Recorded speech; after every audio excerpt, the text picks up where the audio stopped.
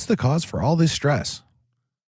We're living in very trying and difficult times, and things don't seem to be getting any easier. Sometimes life can seem terribly painful and unfair, yet somehow we manage to struggle on, day after day, hoping and praying that things will soon get better. But day by day, the world is becoming a crazier and more uncertain place to live in, not to mention stressful. Nothing seems safe anymore. Millions of people are in record levels of debt. Many are losing their jobs, their homes, their health, and sometimes even their sanity. Worry, depression, and anxiety seem to have become a way of life for far too many people. We seem to have entered the age of anxiety. In fact, in 2002, the cover of Time magazine proclaimed this loud and clear on one of their covers as the featured story in that issue. The constant stress and uncertainties of living in the 21st century have certainly taken their toll, and as a result, many of us seem to live a life of constant fear and worry. When the terrorist attacks happened on September 11th, this constant stress and worry seemed to just be magnified. In fact, many people now, even 4 years later, report they are still scared that something of that magnitude could happen again, perhaps closer to them. Turn on the news or open up a newspaper, and we are bombarded with disturbing images and stories. We begin to wonder if we are safe anywhere. In this, the information age, never before have we had so much access to so much data. The economy is another stressor. Our country is in debt, and so are many Americans. Soaring gas prices, outrageous housing costs, even the cost of food has sent many Americans to work in jobs that are unsatisfying and tedious. They work these jobs because they need a paycheck. Today, it's more important to bring home the bacon rather than work in a dream career. Having more women in the workplace adds to the stress. So many women feel the need to be everything to everyone, and that includes a paycheck earner, housekeeper, mom, wife, daughter, and sibling. The only problem with that is some women just don't make any time for themselves, thus contributing to their stress levels being at an all-time high. Even children can feel the pressure of stress and anxiety. Teenagers who want to go to college find themselves pushing themselves during their studies to try and obtain scholarships so they can attend schools that have ever-increasing tuition costs. They find themselves having to hold down part-time jobs on top of all of that to earn money for extras that their parents can no longer afford. Add peer pressure into the mix, and you have a veritable pressure cooker. Smartphones, tablets, the internet, social networks, laptops, etc. We are always on the go and always reachable. We don't make time to relax and enjoy life anymore. Why not? We certainly should. We feel pressure to do these things because we think we have to, not because we want to. All too often, it's difficult for people to just say no. Not saying that one little world piles up unneeded expectations and obligations that make us feel anxious. All of us will experience situations that may cause us to become stressed or feel anxious.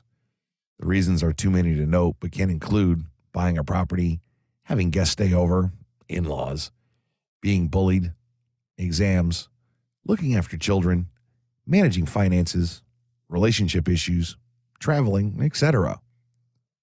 Stress is a normal function of everyday life. Only when it appears to take over our lives does it then become a problem. Everyone will have different reasons why a situation causes them pressure. As a rule, it's usually when we don't feel in control of a situation, then we feel its grip tightening around us, causing us to feel worried or stressed. If stress is caused by us not feeling in control of a situation, the answer is to try and reverse this and regain that control. The good news is, you can. You have everything inside you that you need to overcome your stress and the accompanying anxiety. The problem is, often we don't realize that we are in control because we feel so out of control at times. But the tools are there, you just have to use them. Let's first look at the barriers we put up that are preventing us from being healthy and getting rid of our anxiety and stress. Avoiding behaviors that fuel stress. There are 3 obsessive behaviors that you are likely to be engaging in that impeded your healing process and stop you from enjoying a stress-free life. Recognizing these barriers can be a great first step toward getting rid of the problems that go with being too stressed. The first is obsessive negativity. When you are obsessively negative, it means that you have a tendency toward being negative about people, places, situations, and things in your life. Perhaps you find yourself saying things like, "I can't do this," or no one understands, or nothing ever works. For example, you may be doing this unconsciously, but essentially, you have what's known as a sour grapes attitude, and it holds you back from knowing what it's like to view life from a positive lens and enjoy the beauty in yourself and people around you.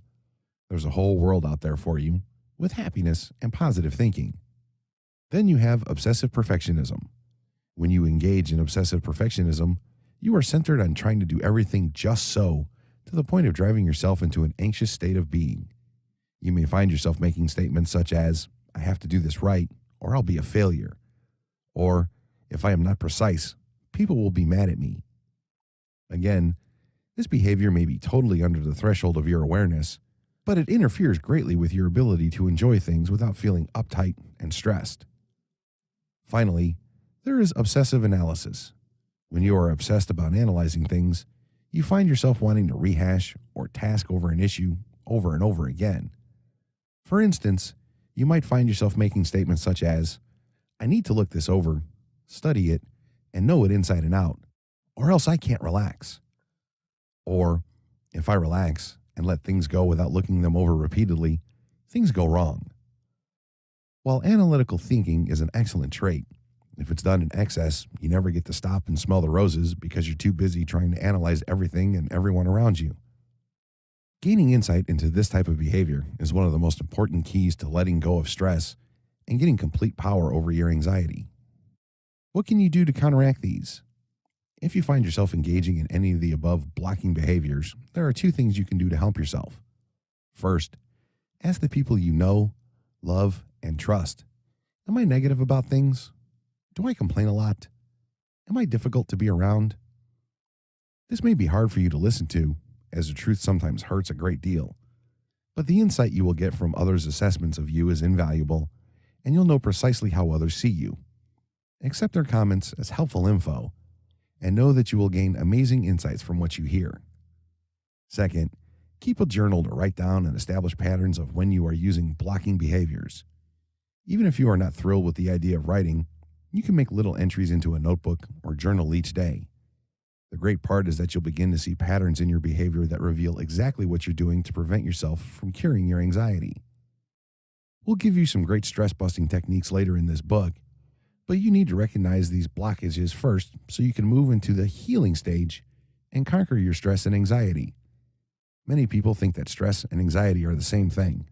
This couldn't be further from the truth.